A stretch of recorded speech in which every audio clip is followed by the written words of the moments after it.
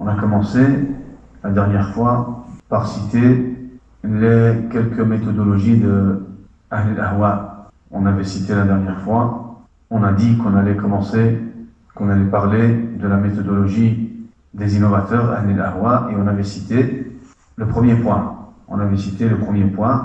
Al-Alfaz al-Mujmala. Al-Alfaz al-Mujmala, les termes vagues. Et on a expliqué ce qu'on voulait dire par l'utilisation des termes vagues. On a cité des exemples, des paroles des savants à propos de quoi? À propos de ce sujet.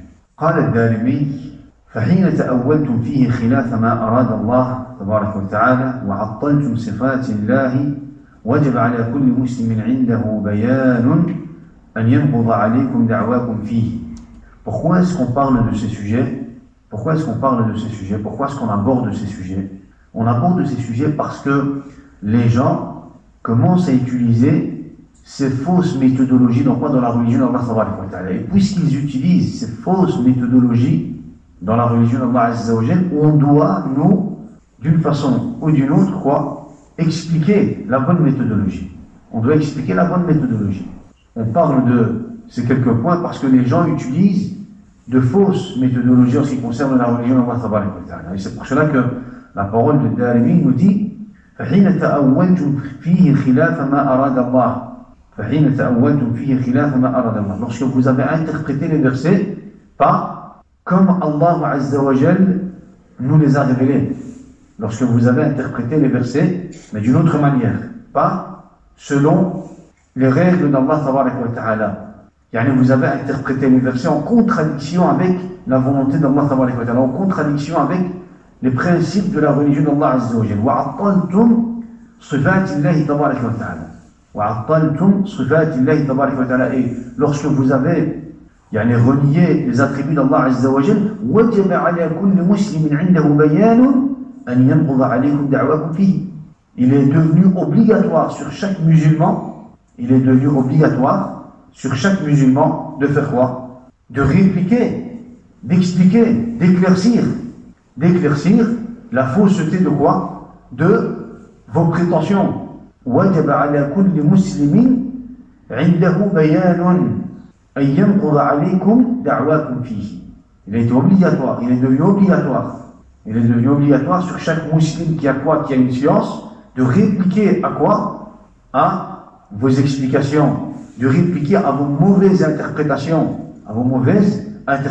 puisque vous utilisez des termes vagues, puisque vous utilisez des paroles vagues pour atteindre un jugement, puisque vous avez commencé à utiliser ce genre de termes, ce genre de méthodologie, il est devenu comme devoir sur chaque musulman le fait de quoi? Le fait de répliquer à vos explications, à vos ambiguïtés.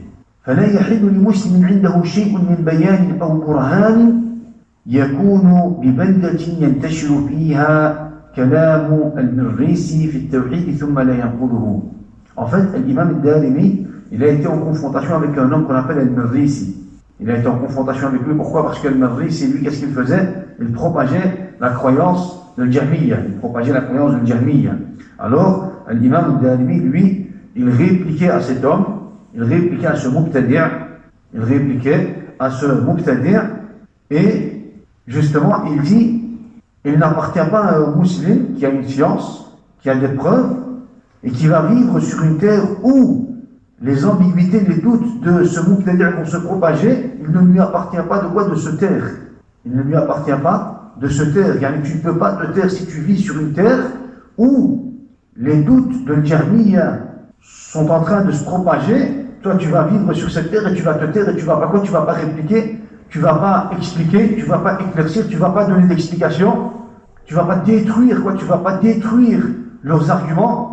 Tu ne peux pas te taire. Si tu vis sur une terre et que sur cette terre il y a des bid'ah qui sont propagés, tu dois répondre. Et c'est pour cela qu'on parle de quoi? C'est pour cela qu'on parle de la méthodologie, de la fausse méthodologie d'al-bid'ah, d'al-ahwa. Donc, si tu vis sur une terre et que sur cette terre il y a des innovations qui se propagent, al-Jahmiya, al-Murji'ah, al-Khawarij, al-Mu'tazila, al-Asha'ira, al-Muhim, quelle que soit la secte, s'il y a des ambiguïtés qui sont propagées par ces innovateurs, s'ils propagent des ambiguïtés, s'ils propagent des doutes, s'ils interprètent le Coran Karim selon leur compréhension, alors selon leur méthodologie, il est un devoir sur chaque musulman de quoi? De répondre, de répliquer, d'expliquer, d'éclaircir, de repousser, de détruire quoi? Leur croyance. Leur croyance. Et c'est pour cela qu'on parle de quoi? C'est pour cela qu'on parle de ce sujet. وكذلك قال ابن حنبل كنا نرى السكوت عن هذا قبل أن يخوض فيه هؤلاء فلما أظهروه لم نجد بدا من مخالفتهم والرد عليهم. Il dit كنا نرى السكوت عن هذا قبل أن يخوض فيه هؤلاء. À la base, il dit on préférait se taire.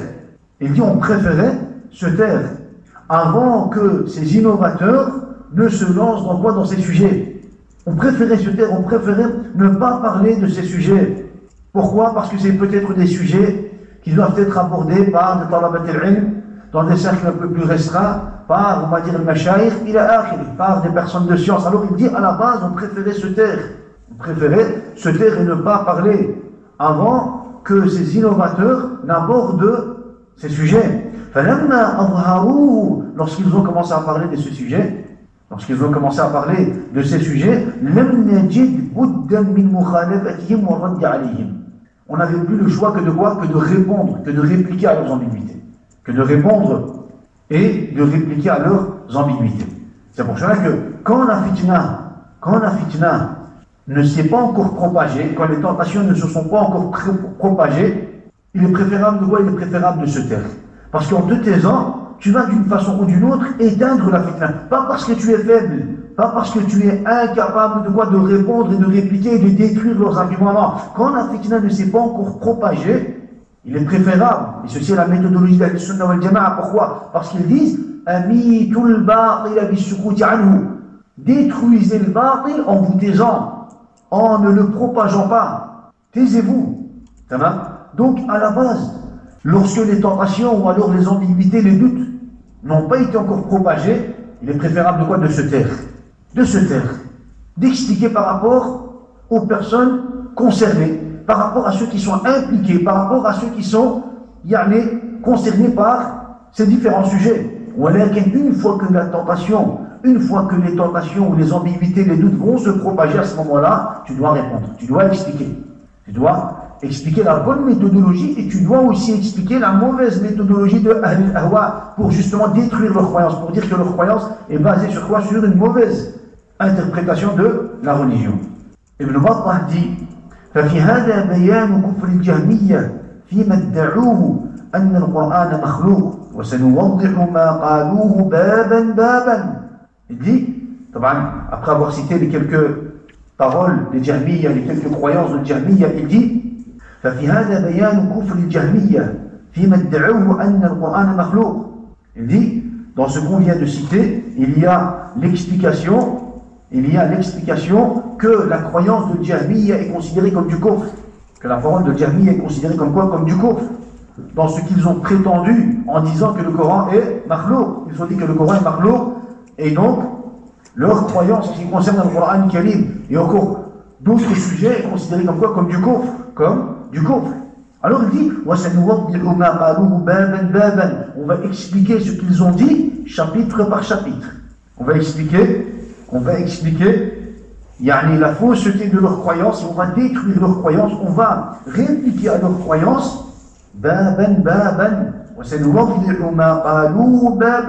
quand tu répliques à Ahl al-Bid'ah, quand tu répliques aux innovateurs, tu ne répliques pas jumlatan. Ça veut dire que tu ne répliques pas de façon générale. Non, tu rentres dans quoi? Tu rentres dans tous les détails. Tu dois rentrer dans tous les détails. S'ils restent eux sur le général, tu réponds toi avec des règles générales. S'ils entrent eux dans quoi? Dans les détails, tu vas toi d'une façon ou d'une autre aborder tous les sujets chapitre par chapitre. Tous les détails. حتى لا يخفى على مسترشد أراد طريق الحق وأحب أن يسلكها ويزيد العالم بذلك بصيرة والله الموفق وهو حسبنا ونعم الوكيل. Il dit, je vais expliquer leurs doutes et leurs ambiguïtés chapitre par chapitre. Pourquoi? Pour que celui qui cherche la vérité puisse la trouver. Pour que celui qui cherche la vérité puisse la trouver. Pour que celui qui aime al-haq puisse suivre le chemin de al-haq. Et pour que le savant puisse rajouter de la science à sa science. Donc, pourquoi est-ce qu'on explique, pourquoi est-ce qu'on va expliquer, pourquoi est-ce que les savants d'Ahl Sunnah wal Jama'a ont expliqué, ils ont répliqué, ils ont abordé les doutes de Ahl al-Ahwa, des Mubtadi'ah. Pourquoi? Pour que celui qui cherche la guidance, qui cherche al-haq, puisse la trouver, premièrement. Deuxièmement, pour que le savant, le talib ilm, celui qui a déjà une science, pour qu'il puisse rajouter de la science sur sa science. Pour qu'il puisse rajouter de la science sur sa science. Ou alors pour qu'il puisse rajouter une clairvoyance sur sa science. Parce qu'il y a une différence entre quoi? Il y a une différence entre l'ilm et al-basira. L'ilm c'est la science, al-basira c'est la clairvoyance. Et il dit ici, il dit on va expliquer tous ces chapitres. Pourquoi on va expliquer tous ces chapitres? Pour que le savant qui a déjà une science puisse rajouter à sa science une clairvoyance. Pour que le savant qui a déjà une science puisse rajouter quoi? Puisse rajouter sur sa science une clairvoyance. Et c'est en ayant une clairvoyance que tu vas pouvoir quoi? Que tu vas pouvoir distinguer quoi? Al-haq de al-batil. Que tu vas pouvoir distinguer al-haq de al-batil. Regardez. عن أبي الحارث il dit سألت أبا عبد الله قلت إن بعض الناس يقولون إن هؤلاء الواقفة هم شر من الجهمية. En fait, on a al-Jahmiyya. Al-Jahmiyya sont ceux qui ont dit Al-Qur'an makhlouq. Ils ont dit que le Coran était une créature. On a expliqué ce que ça voulait dire. Le Coran a été créé, qu'ils ont dit. Al-Jahmiyya. Mais en face de Al-Jahmiyya, il y a eu un autre groupe qui est apparu. Al-Waqifa.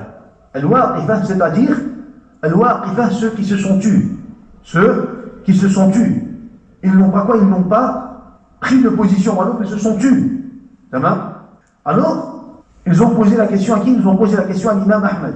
Ils lui ont dit Inna ba'd an-nas yaquluna inna ha'ula'i al-waqifa hum sharrun min al-jahmiyya. Il y a des gens qui disent que al-waqifa, ceux qui se taisent face au batil, ceux qui se taisent face au batil, que ça soit le batil de Murji'ah ou alors le batil de Khawarij, ceux qui se taisent. Il dit ceux qui se taisent hum sharrun min al-jahmiyya, ils sont plus pires que les jahmiyya.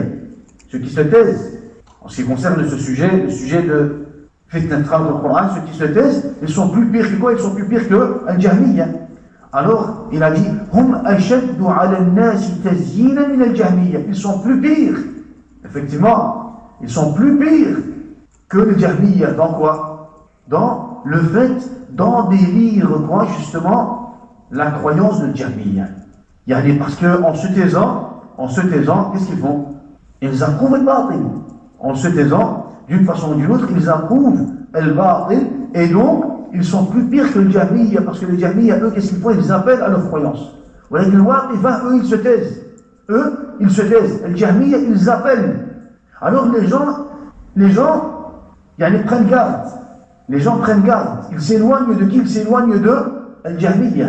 Voilà que eux, ils se taisent. Et en se taisant, ils embellissent quoi? Ils embellissent cette croyance, la croyance de Jahmiyya. Et donc ils sont plus pires que Al-Jahmiyya. Ashaddu khataran min Al-Jahmiyya. Al-Waqifa. وذلك أن الجهمية قد بان أمرهم. Il dit parce qu'en réalité, la situation de Jahmiyya, elle est claire. Quand devant toi, tu as un Mubtadi' qui parle, tu sais bien, c'est un Mubtadi', tu prends position. Ça va? ولكن ceux-là, en réalité, qu'est-ce qu'ils font? يشككون الناس. Qu'est-ce qu'ils font? Ils propagent des ambiguïtés, ils propagent des doutes. Ou alors en se taisant, ils approuvent, ils embellissent al-batil. Et donc, leur situation devient une tentation plus grande pour la masse des gens que la tentation de al-Jahmiyya. Donc leur tentation devient plus grande, plus grave pour l'amma, pour awam al-nas, pour la masse des gens, que les tentations de al-Jahmiyya, les tentations de Al-Jahmiyya. Donc, qu'est-ce qu'on comprend? On comprend que les savants d'Ahl Sunnah wal Jama'a, ils avaient ce principe. Le principe de quoi? Le principe d'expliquer al-haq. Là où il faut l'expliquer. Ils ne parlent pas de leur batil à voix haute, khalas, on va les laisser. Et le batil va disparaître. Amitul batil bis-sukuti anhu. Taisez-vous. Les ulama ont dit, ne propagez pas le batil. Et en vous taisant, en ne propageant pas al-batil, le batil va disparaître de soi-même. Le batil va disparaître de soi-même. Amitul batil bisukuti anhu. Au moment où ils vont commencer à parler de leur batil, ils vont propager leur batil, leur mauvaise croyance, et au moment où ils vont commencer à interpréter le Coran al-Karim selon la méthodologie de Ahlul Bid'a wal Ahwa, alors les savants d'Ahl Sunnah wal Jama'a, qu'est-ce qu'ils disent? Il devient un devoir. Ils disent, ça devient un devoir sur toi de quoi?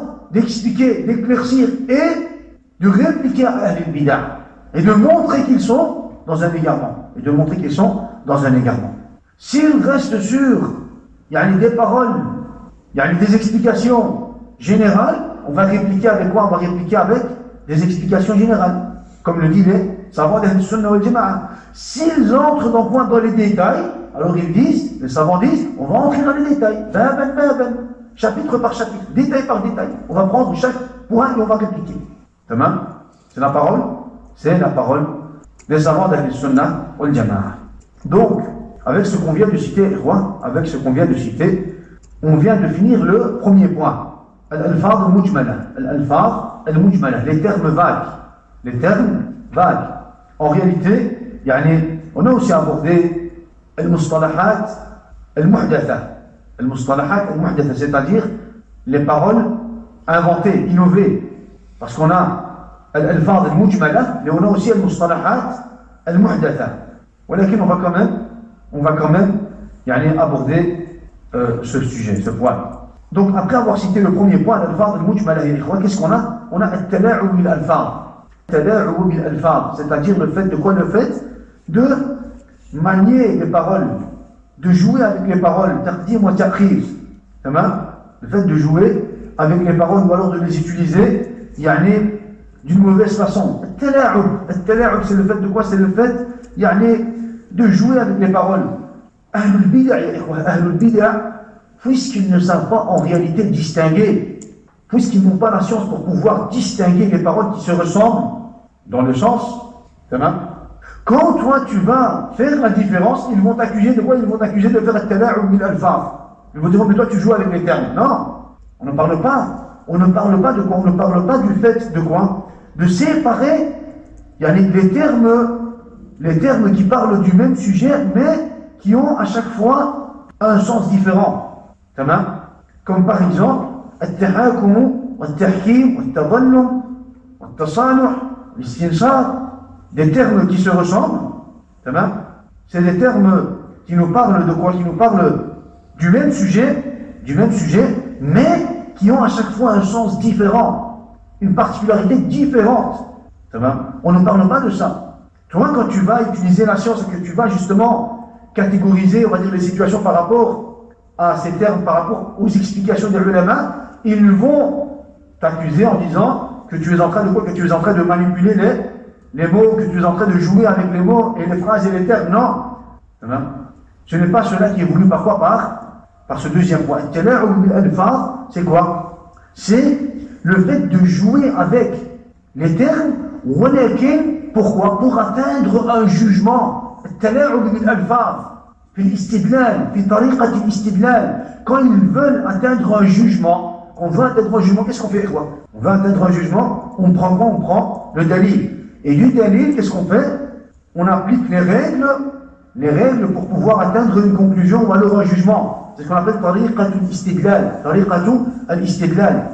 On va prendre un dalil, on va prendre une règle, on va appliquer la règle sur le dalil, et puis on va déduire un jugement. Et c'est comme ça qu'on doit faire pour pouvoir à chaque fois atteindre un jugement correct.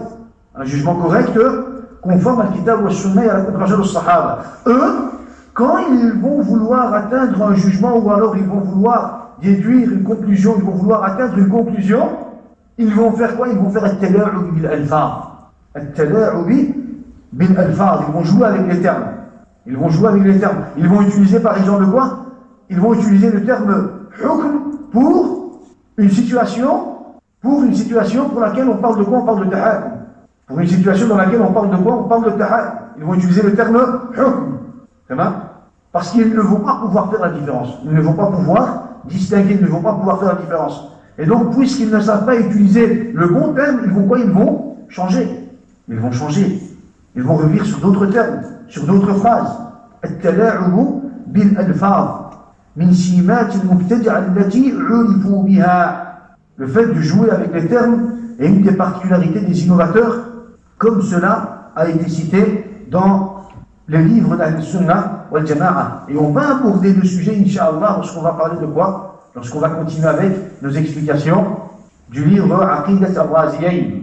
À la fin du chapitre, à la fin du livre, on a un chapitre où Ibn Abi Hatim al-Razi va nous citer justement comment les Mubtadi'a, les innovateurs, comment est-ce qu'ils ont joué avec quoi, comment est-ce qu'ils ont joué avec les mots, avec les termes. Par exemple, juste pour qu'on puisse avoir un exemple, il nous dit que les Mubtadi'a, Ahl al-Ahwa, ils nomment Ahl al-Sunnah par Hashwiyya. وعلامة الزنادقة تسميتهم أهل الأثر حشوية. Il fait partie des signes, des particularités des Zanadiqa, des Mubtadi'a, Ahl al-Ahwa, le fait qu'ils nomment Ahl al-Sunnah par quoi? Par Hashwiyya. On va expliquer ce que ça veut dire, Hashwiyya. Ils nomment Ahl al-Sunnah Hashwiyya. Ils jouent avec les mots. Ils ne vont pas dire ces gens-là suivent le Kitab wa Sunnah wa Sahaba. Non. Ils vont quoi? Ils vont jouer avec les mots. Ils vont jouer avec les mots.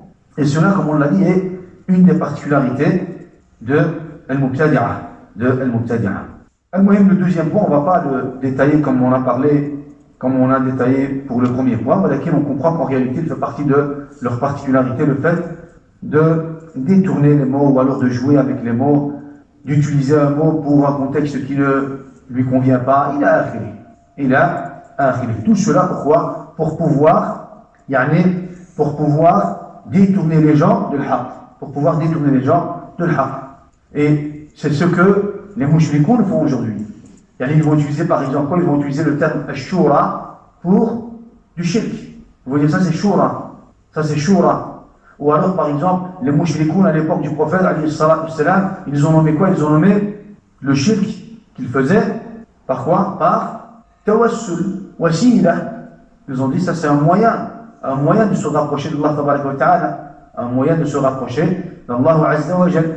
Ils ont nommé quoi? Ils ont nommé les intermédiaires par quoi? Par un autre terme. Ils ont dit shufa'a à la place de dire aliha, batila, andad, tawarit, awthan, asnaf. Qu'est-ce qu'ils ont dit? Shufa'a. Donc ils ont joué quoi? Ils ont joué avec les termes. Ou alors par exemple, vous allez voir des gens qui vont commettre du shirk. Sous la couverture de quoi? Sous la couverture d'aimer la famille du prophète comme un rafida. Qu'est-ce qu'ils vont faire? Ils vont prétendre qu'ils aiment, qu'ils font ces applications. Pourquoi? Parce qu'ils aiment la famille du prophète. Ils vont nommer cela hubbu al-bayt. Ils vont faire le shirk sous cette formule, sous ce terme. On va leur dire, ceci est justement une des méthodologies de Ahl al-Ahwa. Ils vont utiliser un terme pour commettre un batil. Ils vont utiliser un terme, une phrase, une règle, pour utiliser quoi? Pour faire un batil, pour faire du shirk, pour faire du kufr, pour propager, on va dire un batil, Al-Muhim. Donc ceci était le deuxième point, Al-Tala'u bil-alfaz. Donc on a le premier point, Al-alfaz al-mujmala, fait partie de la méthodologie des innovateurs, le fait d'utiliser des termes et des paroles vagues. Deuxième point, le fait de jouer avec les mots, de détourner les mots et les phrases et les formules ila akhir. Troisième point, al-asma'ul muhdatha, ou alors al-mustalahat al-muhdatha. C'est quoi al-mustalahat al-muhdatha? C'est les mots qui ont été inventés, qui n'ont pas forcément été utilisés dans le Coran al-Karim. Et on a déjà expliqué plus ou moins, on va dire ce point, dans le premier point. On va quand même citer quelques exemples. Al-asma al-muhdatha, c'est-à-dire des termes contemporains qui n'ont pas été cités dans le Coran et la Sunna et même dans les paroles de as-Sahaba radhiyallahu alayhim. Al-i'timad fi nashr al-batil والصد عن الحق عن التسمية بالمسميات المحدثة من منهج أهل البدع. C'est partie de leurs particularités, des particularités de Ahl al-Ahwa, de Zanadiqa, le fait d'utiliser des paroles ou alors des mots et des termes contemporains, nouveaux, inventés pour pouvoir propager leur batil. Tamam. إذن صاحب الهوى صاحب الهوى إذا أراد نشر بدعته بين الناس اعتمد على المحدث من الألفاظ من العبارات وإذا أراد صرف الناس إلى باطله سماه باسم محبب إلى الأنفس سماه باسم محبب إلى الأنفس يعني صاحب الهوى l'innovateur pour qu'il puisse propager sa bid'a qu'est-ce qu'il va faire? Il va utiliser justement des paroles inventées. Il ne peut pas utiliser un terme religieux. Il ne peut pas utiliser un terme religieux pour pouvoir propager son batil. Il va utiliser quoi? Il va utiliser un terme nouveau.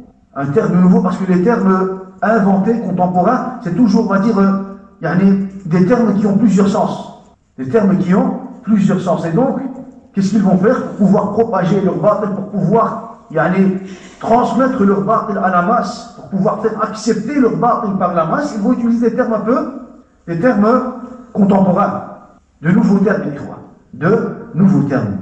فترى الناس يلتفتون إلى الباطل بالقبول والرضا دون إدراك لحقيقته. Alors il dit, tu vas voir les gens qui vont se rassembler autour du batil. Pourquoi? Parce que eux, c'est le terme qui est important pour eux.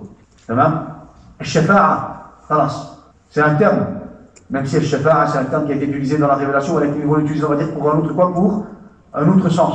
Ils vont utiliser par exemple quoi? Ils vont utiliser des termes, de nouveaux termes. Et c'est par rapport à ces termes-là que les gens vont se regrouper autour des Mubtadi'a. Ils vont accepter. Il dit, ils vont se suffire, ils vont être satisfaits de ce terme, même sans comprendre la réalité de quoi? La réalité du sens de ce terme. Ils vont former al-wala ou al-bara, ils vont faire al-wala ou al-bara par rapport à ce terme, sans même comprendre la réalité de quoi? La réalité de ce terme, parce que c'est un terme nouveau. C'est un terme nouveau. Il faut quoi? Il faut l'analyser et le classer par rapport au kitab wa sunna wa sahaba. Par rapport au kitab wa sunna wa sahaba, c'est un terme tout nouveau, contemporain, on ne sait pas. Il faut regarder ce que ça veut dire. Voilà eux, ce qui est important pour eux, c'est l'utilisation du terme. On a utilisé ce terme, khalas, point. Ils vont former quoi? Ils vont former al-wala ou al-bara. Ils vont faire al-wala ou al-bara juste par rapport à ce terme. Tu utilises le même terme que moi et tu déposes le même jugement sur ce terme-là, khalas, t'es avec moi. Sans même regarder la réalité du sens de ce terme. utilisé. وهذا من التلبيس على المسلمين. En réalité, ça c'est quoi? التلبيس, c'est le fait de cacher la vérité, de mélanger al-batil à quoi? À la vérité. Justement pour pouvoir détourner les gens de quoi? De l'haq, pour pouvoir détourner les gens de la vérité. Et on a des exemples par rapport à cela. Parmi les exemples qu'on pourrait citer, Al-Jahmiyya, regardez. سموا تعطيلهم لأسماء الله وصفاته توحيدا. Al-Jahmiyya, qu'est-ce qu'ils ont fait? Al-Jahmiyya, ils sont connus. Pourquoi? Pour le fait de renier les noms et les attributs d'Allah Tabaraka wa Ta'ala. Al-Jahmiyya, ils sont connus pour le fait de renier les noms et les attributs d'Allah Tabaraka wa Ta'ala. Les noms et les attributs. Les Mu'tazila vont renier une partie des noms et des attributs. Ça revient au même en réalité. Ça revient au même. Et subhanallah, ils ont nommé le reniement des noms et des attributs d'Allah Tabaraka wa Ta'ala Tawhid.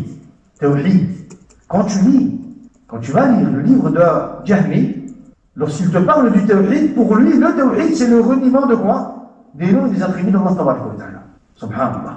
عطلوا الأسماء والصفات أسماء الله وصفاته وسموا ذلك توحيدا. Ils ont renié, ils ont fait le ta'til, c'est-à-dire qu'ils ont renié les noms et les attributs d'Allah Tabaraka wa Ta'ala, et par la suite, subhanallah, ils ont appelé cela tawhid. Quand dans leur livre ils parlent du tawhid, sache qu'ils parlent de quoi? Du reniement des noms et des attributs d'Allah Tabaraka wa Ta'ala. Pour eux, pour être muwahhid, tu dois renier les noms et les attributs d'Allah Tabaraka wa Ta'ala. Regardez, subhanallah, pour détourner les gens de quoi? Pour détourner les gens de l'haq. Parce que le tawhid, on sait bien que c'est quoi le tawhid? C'est important. Tawhid, c'est important. C'est le premier pilier, c'est la base de l'islam. Tawhid, c'est important. Et donc, pour pouvoir détourner les gens de ce haq, qu'est-ce qu'ils ont dit? Ils ont nommé leur batil par un nom de haq. Ils ont dit ça c'est le tawhid. Ça c'est le tawhid, subhanallah. Et c'est pour cela que dans leurs ouvrages, quand ils parlent d'eux-mêmes, quand ils parlent d'eux-mêmes, qu'est-ce qu'ils disent? Comment est-ce qu'ils se nomment? Ils ne se nomment pas Jahmiya. Eux, ils ne se nomment pas Jahmiya. Ils sont connus parfois, ils sont connus par ce nom parce que Al-Jahm ibn Safwan est celui qui a fondé cette secte. Al-Jahm ibn Safwan. Ils ont été nommés au fondateur. Ils ont été nommés par rapport au fondateur. Les Mu'tazila, eux, ils ont été nommés par rapport à quoi? Les Mu'tazila, ils ont été nommés par rapport à l'acte du fondateur de cette secte. Le Mu'tazila, I'tazala, ça veut dire s'écarter. S'écarter, se séparer. À la base, celui qui a fondé l'école où la secte, le Mu'tazila, c'est un homme qui s'appelle Wasil ibn Ata. Wasil ibn Ata, à la base, il faisait partie de l'assise de Hassan al-Basri. Et un jour, il a quitté l'assise. Il a quitté l'assise de Hassan al-Basri. Dans la même mosquée, il a fait une autre assise. Alors, Hassan al-Basri, étonné de voir qu'il y a une deuxième assise dans la mosquée, il a demandé à ses élèves qui est cet homme qui fait un discours à cet endroit de la mosquée. Alors, il lui dit c'est Wasil ibn Ata. Wasil ibn Ata, celui qui était avec nous. Non. Pourquoi est-ce qu'il était là-bas? Appelez-le. Alors, quand ils l'ont appelé, qu'il est venu devant son chef, devant Al-Hassan al-Basri, il lui a demandé, Al-Hassan al-Basri, il lui a demandé pourquoi est-ce que tu es parti? Pourquoi est-ce que tu nous as quittés? I'tazala, ça veut dire quitter, se séparer, s'écarter. Pourquoi est-ce que tu nous as quittés? Alors, Wasil ibn Ata dit, je vous ai quittés par rapport à celui qui commet le grand péché. Celui qui commet un grand péché, Murtakibul Kabira. Murtakibul Kabira. Alors, Al-Hassan al-Basri lui dit, Murtakibul Kabira. Son jugement, il est connu dans la religion, dans le kitab, wa sunna, wa sahaba. Il est croyant. Mu'minu bi imani, fasiqun bi kabirati.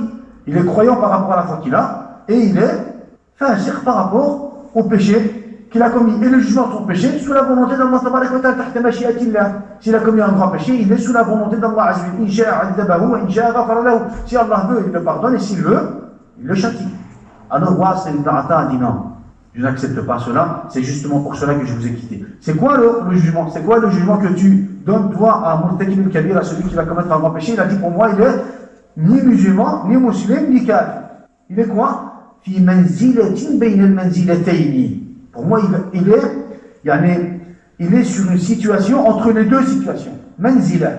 Il est dans une situation entre les deux situations. Ni il est mu'min, ni il est kafir. Ni il est musulman, ni il est mushrik. Manzilatun bayna al-manzilatayn. Il est dans une situation entre les deux situations. Alors, Al-Hassan al-Basri lui a expliqué, il lui a dit non, il n'y a pas de troisième situation. C'est deux situations. Imma il est musulman, imma il est mushrik. Imma هل أتى على الإنسان حين من الدهر لم يكن شيئا مذكورا إنا خلقنا الإنسان من نطفة أمشاج نبتليه فجعلناه سميعا بصيرا إنا هديناه السبيل إما شاكرا وإما كفورا. إما شاكرا وإما كفورا. Deux. إما il est shakir, il est mu'min muslim, ou alors il est kafir, mushrik, kafura. Alors, il s'est levé, il a dit, moi je n'accepte pas, et il est parti. Alors, l'imam Al-Hassan al-Basri a dit, i'tazalana Wasil ibn Ata, il nous a quittés, tasummu mu'tazila. Ils ont été nommés al-mu'tazila. Tamam? Al-Muhim, pour revenir à notre sujet, Al-Jahmiya, eux, quand ils parlent d'eux-mêmes dans leurs ouvrages, ils se nomment comment? Muwahhidin. Imaginez-vous, ils renient les noms et les attributs d'Allah tabaraka wa ta'ala. Les Jahmiya, sont connus parfois quand on parle de Jahmiya, on parle du chapitre des noms et des attributs d'Allah tabaraka wa ta'ala. Dans tous les chapitres de l'Iman, ils ont du kufr. Dans l'Iman, ils sont murji, dans le Qadar, ils sont jabri, il a akhiri. Dans chaque chapitre de l'Iman, ils ont coïncidé avec une secte.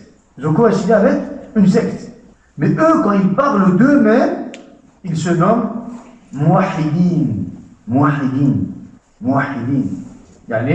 Ceux qui sont sur le tawhid, ils se nomment par ce nom-là. Pourquoi?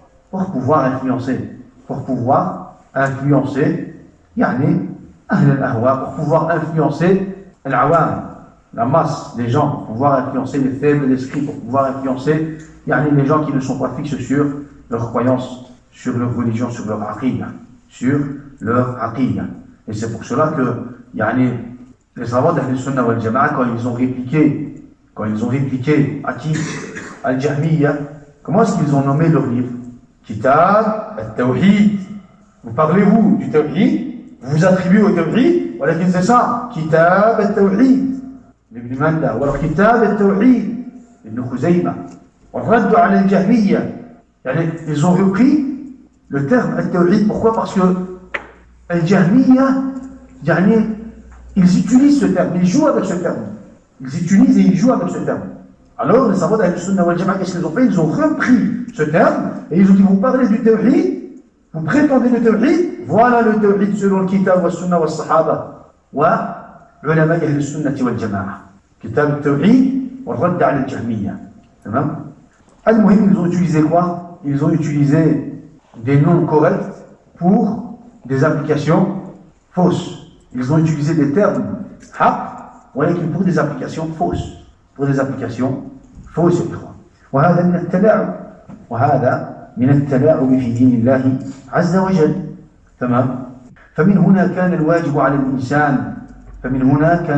على المسلم أن لا يغتر بهذه المسميات المحدثة. Et donc, on comprend de ces quelques paroles que le musulman ne doit pas se faire emporter par quoi? Par les termes, par les nouveaux termes ou alors par les termes inventés. Il ne doit pas se faire remporter, il ne doit pas tomber dans quoi? Il ne doit pas tomber dans la fitna. À cause de quoi? À cause des termes inventés. À cause des termes inventés. Il ne doit pas prendre en considération quoi? Il ne doit pas prendre en considération les termes inventés, les termes contemporains, les nouveaux termes. Il ne doit pas les prendre en considération pour pouvoir déposer un jugement par rapport à ces termes. Non, il doit prendre ces termes et les analyser. Il doit prendre ces termes et les analyser. Et c'est par rapport, c'est une fois qu'il aura analysé ces termes, qu'il va bien déposer un jugement. Qu'il va détailler. Ou alors, il va déposer un jugement. Ou alors peut-être plusieurs jugements, ça dépend. Ça dépend. Il doit d'abord quoi? Il doit d'abord analyser. بل يجب عليه أن يصرف عنايته إلى الحقائق التي تتضمنها هذه الأسماء. Il dit, il ne doit pas se focaliser, le musulman ne doit pas se focaliser par rapport aux termes utilisés, mais il doit se concentrer au sens de ces termes. Au sens de ces termes. Au sens de ces termes. Aujourd'hui, le shirk, il le nomme de plusieurs noms.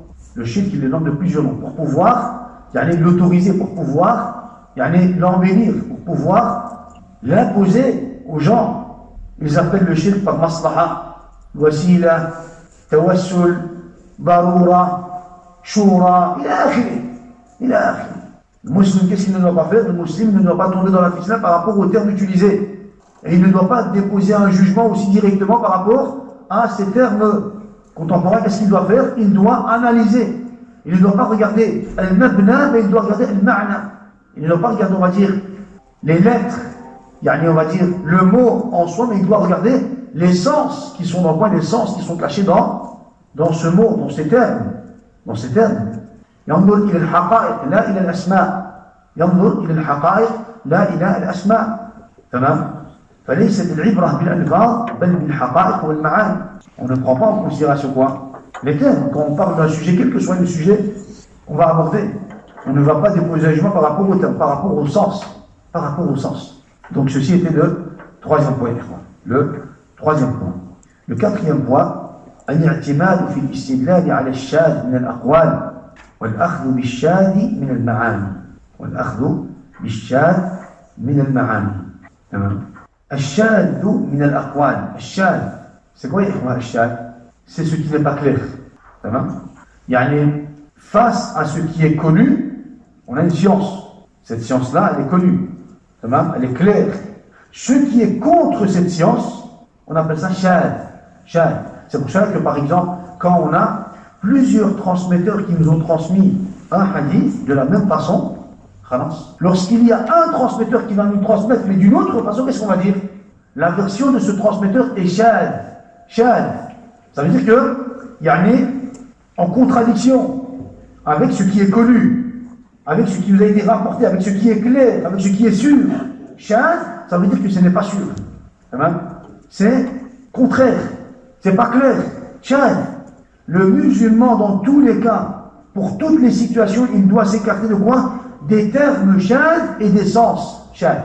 Des termes et des sens qui sont considérés comme shad, c'est-à-dire comme ambigus. Des termes et des sens qui ne sont pas clairs, qui sont contraires, qui ne sont pas connus.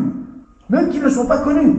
C'est pour cela que des savants, d'Ahl-Sunnah wal Jama'a ou des muhaddithin, des rouat, quand ils ont analysé les hadiths, même quand ils avaient un hadith qui était sahih, juste parce que le terme utilisé dans le hadith était un terme shadh, contraire, on va dire, à ce qui est connu, ils ne le prenaient pas.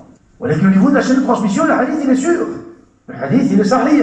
Walakin, le terme utilisé ici n'est pas comme le terme utilisé dans toutes les autres versions. Donc, ils mettaient le shadh de côté, le shadh. Ce qui est exceptionnel, tu peux dire ce qui est exceptionnel. Exceptionnel dans quoi? Dans le terme, ou alors exceptionnel dans quoi? Dans le sens. Dans le sens. Les savants d'Ahl Sunnah wal Jama'a, donc, ils nous ont mis en garde, et croient de quoi? Ils nous ont mis en garde d'utiliser justement ces quelques termes. Ils sont considérés comme shadh, exceptionnel. Exceptionnel dans quoi? Dans le terme ou alors dans le sens. Dans le sens. Et pour cela, on va citer le verset 7 de Surat Al-Imran. هو الذي أنزل عليك الكتاب منه آيات محكمات هن أم الكتاب وأخر متشابهات فأما الذين في قلوبهم زيغ فيتبعون ما تشابه منه ابتغاء الفتنة وابتغاء تأويله وما يعلم تأويله إلا الله والراسخون في العلم يقولون آمنا به كل من عند ربنا وما يذكر إلا أولو الألباب. Le verset 7 de Surat Al-Imran. Le verset qui nous parle de quoi? Qui nous parle du muhkam et du mutashabih. Qui nous parle du muhkam et du mutashabih, et qui nous explique comment on doit faire, nous, par rapport au muhkam et au mutashabih. On doit croire, on doit accepter le muhkam, et on doit croire au mutashabih par rapport au muhkam. C'est ça, c'est ça. Regardez, Abdullah ibn Abbas, il dit, فَأَمَّا الَّذِينَ فِي قُلُوبِهِمْ زَيْغٌ. Ceux qui ont quoi? Ceux qui ont un déviement dans leur cœur. Ceux qui ont un déviement dans leur cœur. Qui sont ces gens-là? Abdullah ibn Abbas dit, أَهْلُ الشَّكِّ. أَهْلُ الشَّكِّ, c'est-à-dire qui? Ceux qui sont dans le doute. فيحملون المحكم على المتشابه. فيحملون المحكم على المتشابه والمتشابه على المحكم ويلبسون فلبس الله عليهم. Subhanallah. Regardez, il dit أهل الزيغ, cité dans le verset, ceux qui ont un déviement dans leur cœur, parce qu'il faut suivre les mutashabih. Abdullah ibn Abbas nous dit, qui sont ces gens-là qui ont un déviement dans leur cœur? Il dit أهل الشك, ils sont ceux qui ont un doute, ou alors ils sont ceux qui sont dans le doute. Ils sont ceux qui sont dans quoi? Dans le doute. Qu'est-ce qu'ils font? يحملون المحكم على المتشابه والمتشابه على المحكم. Ils portent le muhkam sur le mutashabih et le mutashabih sur le muhkam pour dire qu'ils mélangent. Ils mélangent, ils n'ont pas de principe. Une fois ils vont prendre le muhkam, une fois ils vont prendre le mutashabih. Une fois il va analyser le muhkam par rapport au mutashabih et une fois il va analyser le mutashabih par rapport au muhkam. Ils n'ont pas de méthodologie. يحملون المحكم على المتشابه والمتشابه على المحكم ويلبسون, et ils mélangent. Talbis, c'est quoi? C'est le fait de mélanger al-haq al-batil. C'est le fait de mélanger la vérité au faux. Yulabbisoun.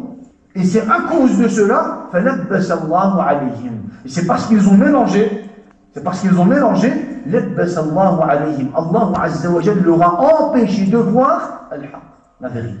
C'est parce que eux, ils ont mélangé. C'est parce qu'ils ont quoi? Ils ont mélangé le muhkam au mutashabih, le mutashabih au muhkam. C'est parce qu'ils sont restés quoi? Ils sont restés sur le doute, dans le doute. Ils ont mélangé. Et parce qu'ils ont mélangé, parce qu'ils n'ont pas fait comme Allah Azza wa Jalla cite dans le Coran al-Karim, qu'ils sont tombés dans quoi? Qu'ils sont tombés dans al-zayr. Et c'est pour cela qu'Allah Azza wa Jalla les a empêchés de voir la vérité, de voir al-haq.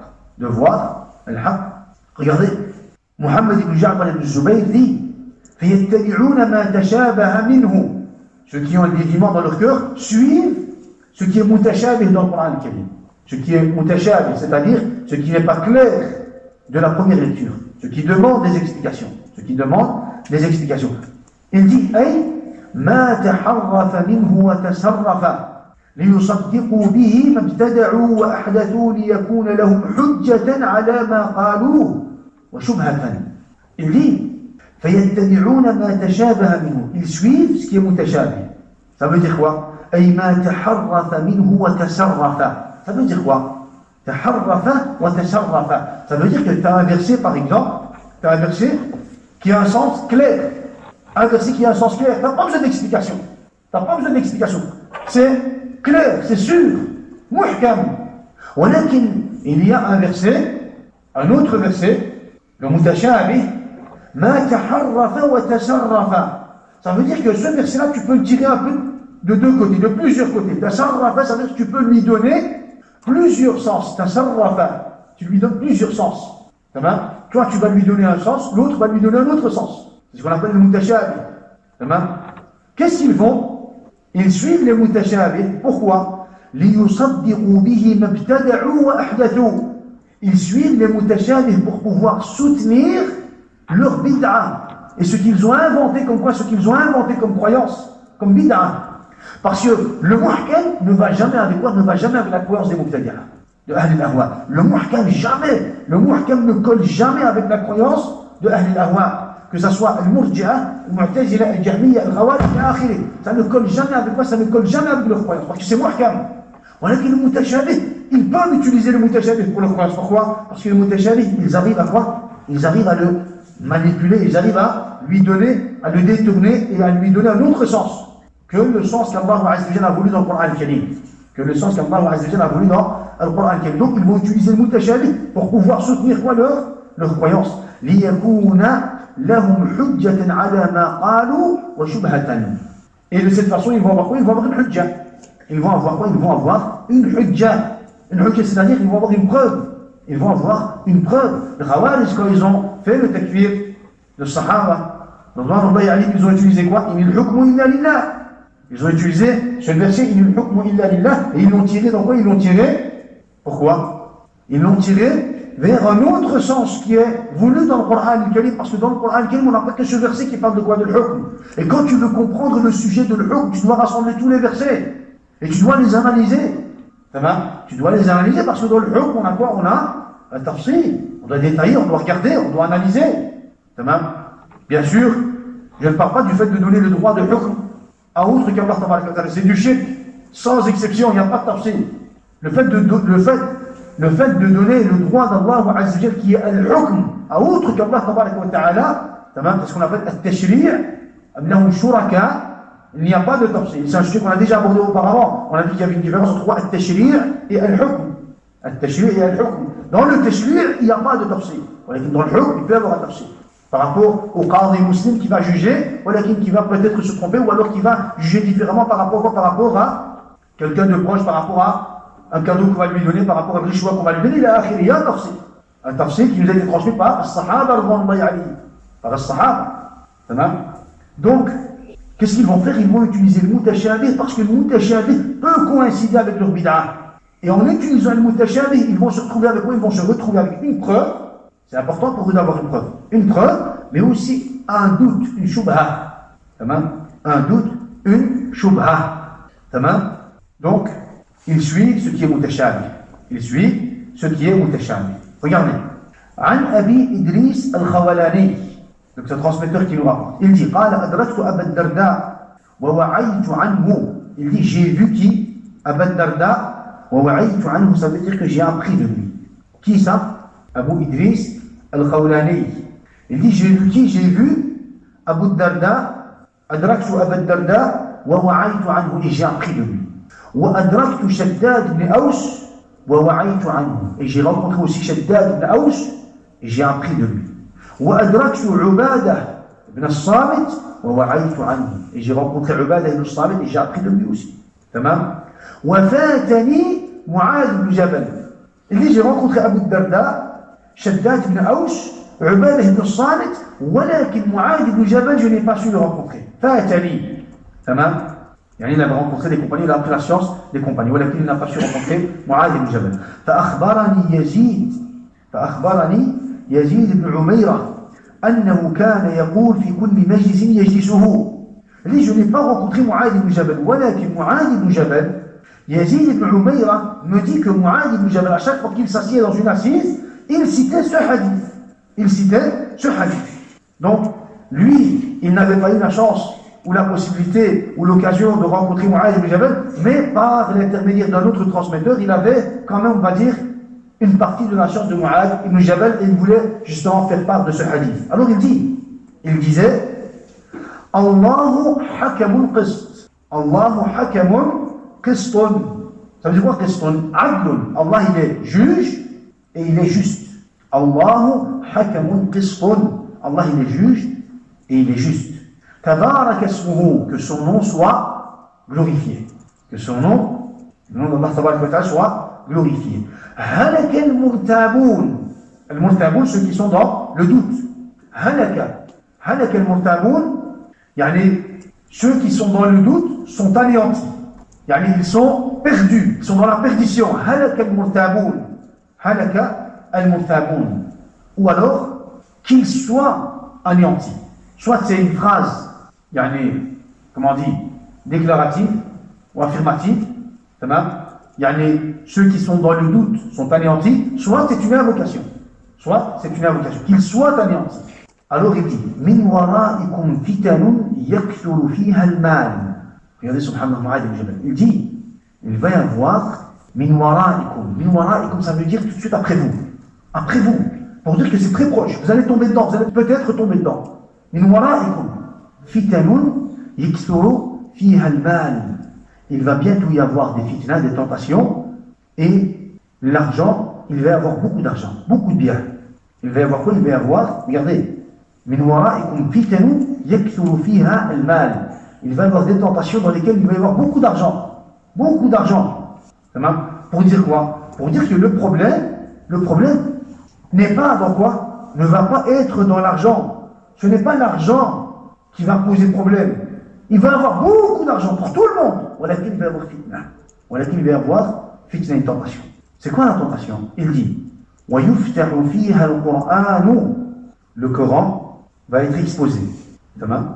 حتى يأخذه الرجل والمرأة والحر والعبد والصغير والكبير. تمام. Le Coran, يعني يفتح فيها القرآن. Le Coran va être ouvert, exposé aux gens, et les gens vont lire du Coran.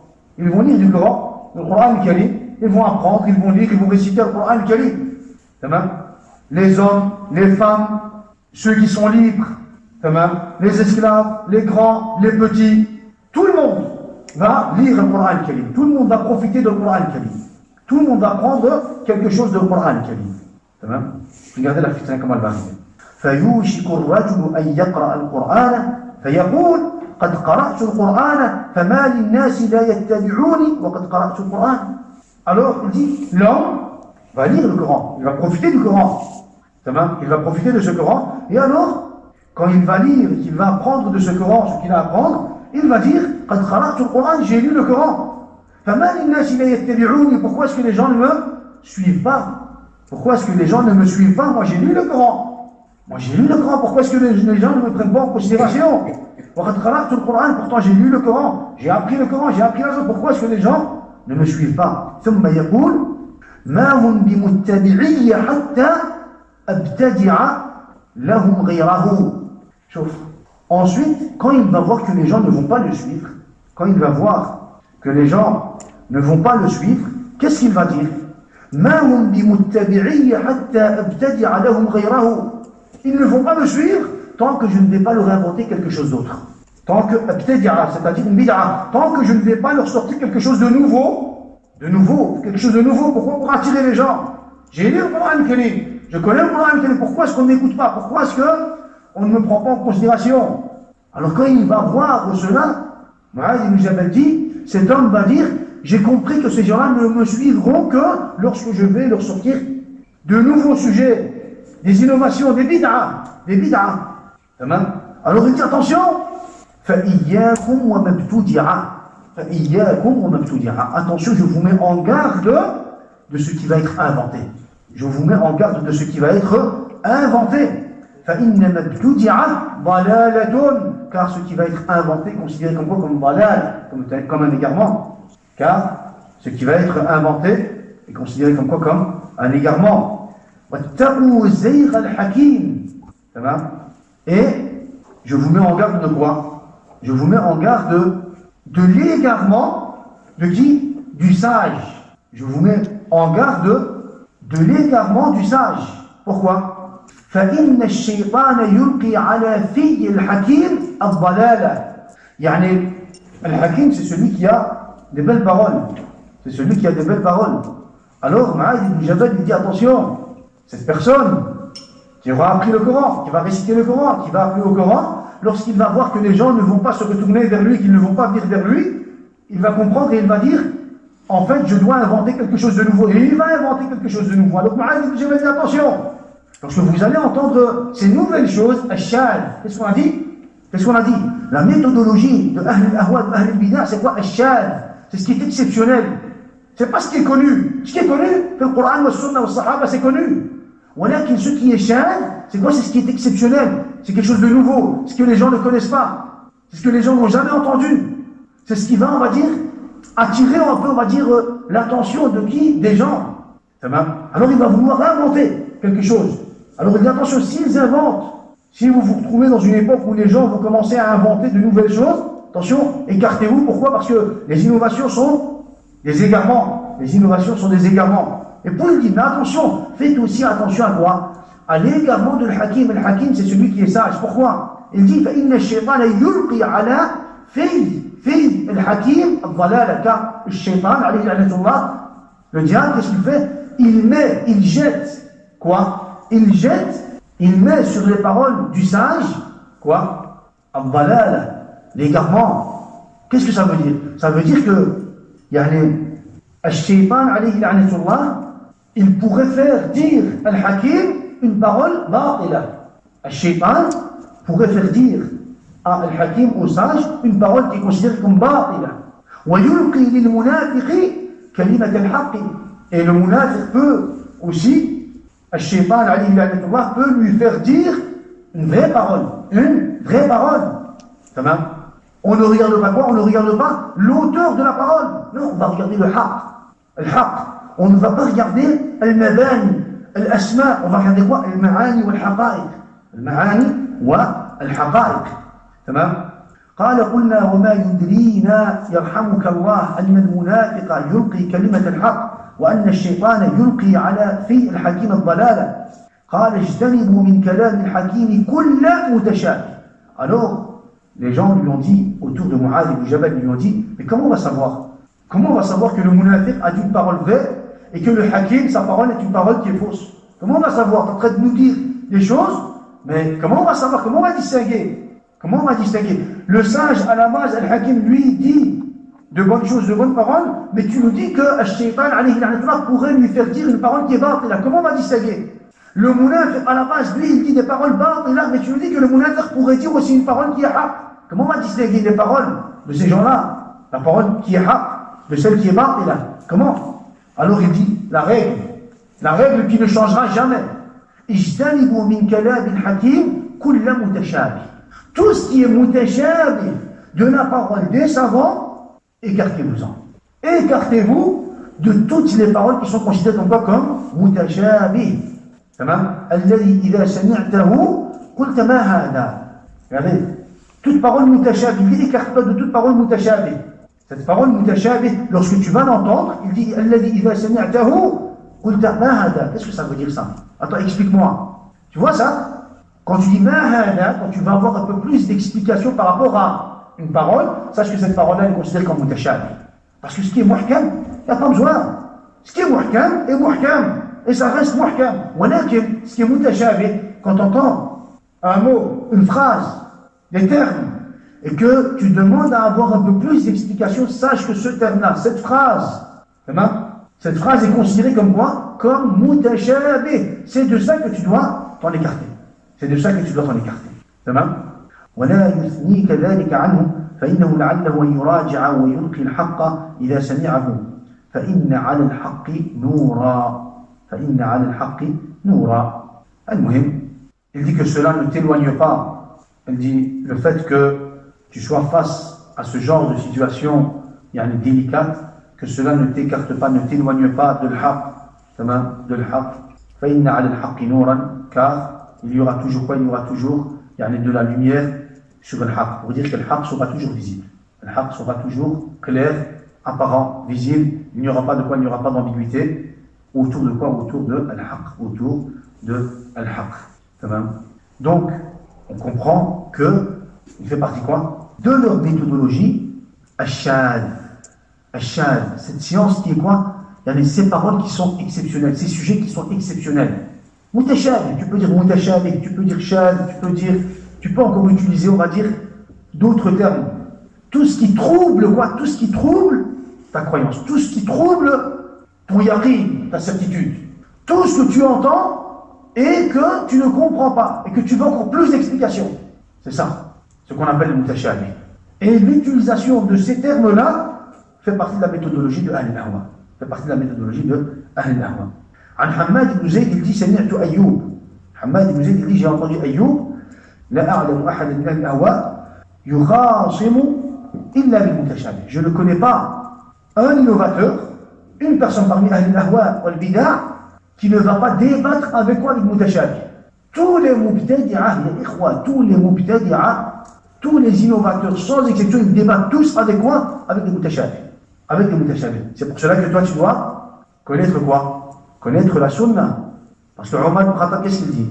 Il dit, répondez à leur mutashabih avec quoi? Avec la sunna. Parce que c'est la sunna qui va limiter quoi? Qui va limiter le sens de quoi? Qui va limiter le sens de mutashabih. On a le verset qui est mutashabih. Qu'est-ce qui va limiter ça? Soit un verset, soit un hadith.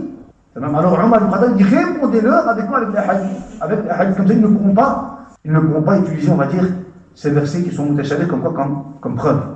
L'imam al-Darimi, il dit aussi, إن الذي يريد الشذوذ عن الحق يتبع الشاذ من قول العلماء. Celui qui veut shudud, shudud c'est le fait de quoi? De s'écarter de l'haq. Celui qui veut s'écarter de l'haq, يتبع الشاذ من قول العلماء. Qu'est-ce qu'il fait? Il suit les shadh, les paroles exceptionnelles des savants. C'est pour cela que les ulama, qu'est-ce qu'ils ont dit? من تتبع رخص العلماء تزندق. Ça veut dire quoi? Celui qui ne va chercher que al-rukhas, les permissions des savants. Celui qui ne va chercher que les permissions des savants dans les livres. Il va regarder qu'est-ce qu'ils ont permis. Est-ce qu'il a permis telle chose? Est-ce qu'il a permis tel haram? Est-ce qu'il a permis tel haram? Celui qui ne va chercher que les rukhsa, que les permissions des savants, il va devenir zindiq. Pourquoi? Parce qu'il pourrait trouver dans les livres des savants des exceptions. Il y a des erreurs, des avis qui sont considérés comme marjouh, pas rajih, mais marjouh. Et donc, à la fin, tellement il va se focaliser sur rukhas al-ulama qu'il va devenir zindiq. Pareil pour celui qui va suivre al-shad. Celui qui va suivre al-shad, à la fin, il va tomber dans shudud. Celui qui va chercher, on va dire, ce qui est exceptionnel, ou alors ce qui est ambigu, ou alors ce qui est mutashabih, à la fin, il va tomber dans le dalal. À la fin, il va tomber dans quoi? Dans le dalal. وَيَتَعَلَّقُ بِزَلَّاتِهِمْ. وَيَتَعَلَّقُ بِزَلَّاتِهِمْ. Regardez. Tellement il va se focaliser sur le mutashabih, ou alors sur le shudud, le shad, les erreurs et tout ce qui suit, qu'à la fin, il va s'attacher fortement à quoi? Aux erreurs des savants.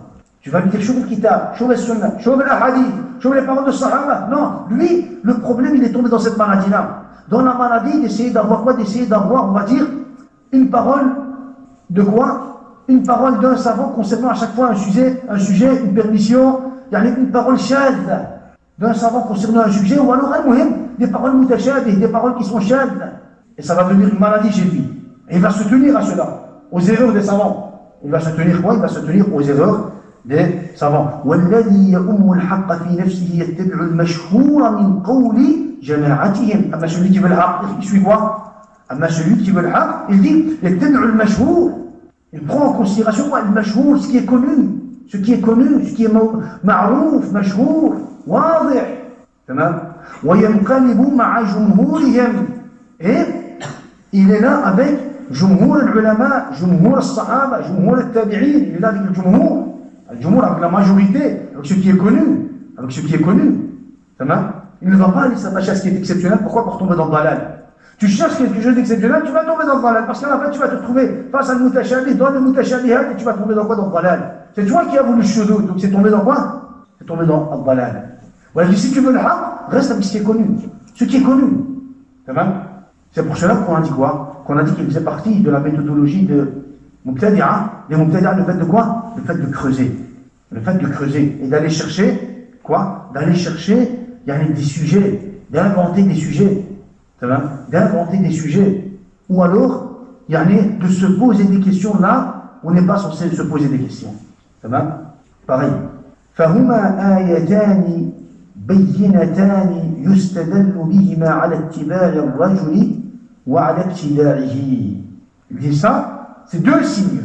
Deux signes par rapport auxquels tu pourrais te suffire pour juger d'une personne si elle est considérée comme muttabi' lis-sunnah ou alors mubtadi'. Tu veux juger d'une personne si elle est considérée comme muttabi' As-sunnah, quelqu'un qui suit la sunnah, ou alors mubtadi', il est mubtadi' innovateur, il dit, ça c'est deux signes. S'il suit ce qui est connu, ce qui est clair, ce qui est muhkam, ce qui est expliqué, ce qui a été expliqué parfois par l'ulama, ce qui est connu, on va dire chez Jumhur, l'ulama, si tu prends cela en compte, en considération, sache que cet homme-là, il est muttabi' les sunnah. Il est muttabi' les sunnah. Ou alors, si tu suis ce qui est exceptionnel, mutashabih, ambigu, ce qui n'est pas clair, sache que ça, c'est un des signes de quoi? De l'mubtadi'a. Ça, c'est un des signes de l'mubtadi'a. Il dit, fahuma ayatani bayyinatan. Deux signes clairs. Tu ne peux pas tromper. Tu ne peux pas te tromper. C'est pour cela que des fois, quand on explique un sujet, on aborde un sujet, ouais, mais dans tel livre, un livre qu'on n'a jamais entendu, dans tel livre, tel savant, un savant qu'on n'a jamais entendu, il a dit que, et il te sort quoi? Il te sort des paroles. Ça, c'est tariqatul mubtadi'a. Tariqatul mubtadi'a. Il te sort une parole, il te cite une parole qui est en contradiction avec la parole, avec les paroles des savants d'Ahl Sunnah wal Jama'a. Chef, تتبع الشذوذ. تمام. المهم. Regardez. Un savant du tafsir nous dit توجيه القرآن إلى الأشهر من اللغات أولى من توجيهه إلى الأنكر ما وجد إلى ذلك سبيل. Ça, c'est une règle. Une règle. Il dit, le fait de donner à un terme de Coran quel est comme sens, le sens le plus connu, aoula, c'est-à-dire que c'est, comment on dit, c'est prioritaire à quoi? Au fait de lui donner un sens qui est munkar, un sens qui n'est pas forcément connu par ce terme. Mais tant qu'on a la possibilité de quoi? D'agir de cette façon. Par exemple, on a un mot. Ce mot-là, dans le Coran, ça signifie deux choses. Ça a deux sens. Ce mot-là a deux sens. Lequel de ces deux sens on va lui donner? Lequel de ces deux sens on va lui donner? Le premier ou le deuxième? On va diverger. Imaginons qu'on va diverger. Comment est-ce qu'on va faire? Comment est-ce qu'on va trancher? On va trancher par rapport à cette règle. Le sens le plus connu. Il a al-ashhari min al-lughat. Pas il a al-ankari min al-lughat. Al-ashhar. Quand on parle de ce mot, quand on cite ce mot, ce qui est le plus connu chez les Arabes, ça veut dire quoi? C'est quoi? Quel sens? On va le porter sur quoi? On va le porter sur ce sens. On va le porter sur ce sens. On va lui donner ce sens. Al-ankar.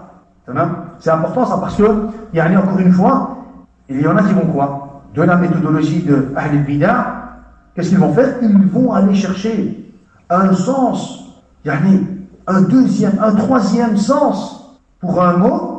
Ils vont négliger le premier sens, le sens le plus connu. Pourquoi? Pour donner à ce mot-là un sens qui n'est pas forcément, on va dire, accepté. C'est une exception. Ce sens-là, c'est une exception.